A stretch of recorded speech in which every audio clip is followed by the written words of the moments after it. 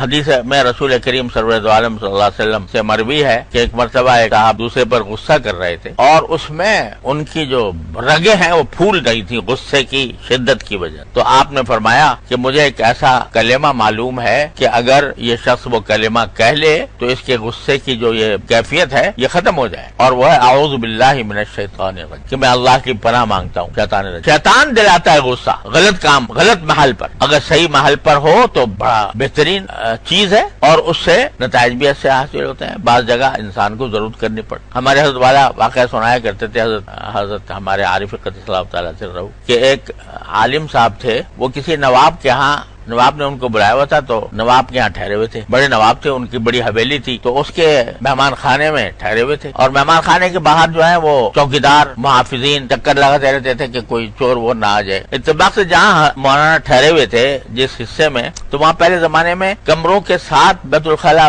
بنانے کا رواج نہیں تھا, بیت الخلا الگ بنائے جاتے تھے. تو رات کو وہ ضرورت پیش آئی ان کو سوتے ہوئے بیت الخلا جانے کی. باہر جو نکلے تو وہ محافظ جو گھوم رہے تھے, ان محافظوں میں سے ایک محافظ جو ہے وہ آگے کھڑا ہو گیا. کون ہو تم؟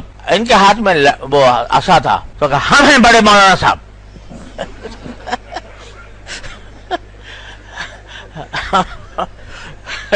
ہم ہیں بڑے مولانا صاحب. تو وہ لاٹھی جو تھی جو اس کی اوپر اٹھی تھی وہ نیچے چلی گئی اور ان کی لاٹھی بلند ہو گئی. حضرت فرماتے ہیں کہ اگر وہ اس وقت میں اپنے تواضع کا اظہار کرتے بھئی بندہ مسکین عاجز ناچیز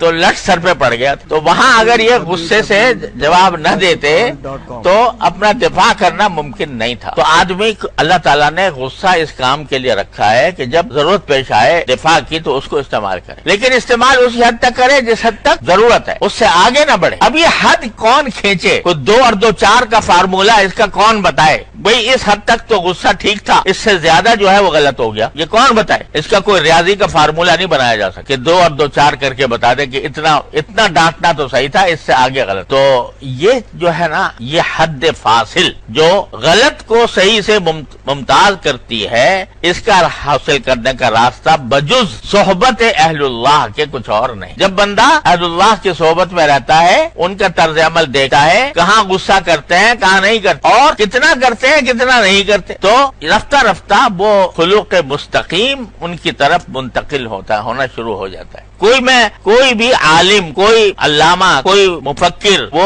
فارمولہ نہیں بتا سکتا کہ کس وقت کتنا غصہ کرنا بس جائز ہے اور اچھا ہے اور کون سا اس سے آگے ہے. تو بجز صحبت کے اور بجز توفیق الہی کے, بجز اللہ تعالیٰ کی توفیق کے یہ چیز حاصل نہیں ہوتی. اس لیے مانگ رہے ہیں سرکار دو عالم اسألک خلقا مستقیما, کہ میرا غصہ بھی جو ہو وہ مستقیم ہو, یعنی صحیح محل پر ہو, اور صحیح محل پر ہونے کے ساتھ ساتھ اسی حد تک ہو جس حد تک کے ہونا چاہیے, اس سے آگے نہ بڑھے.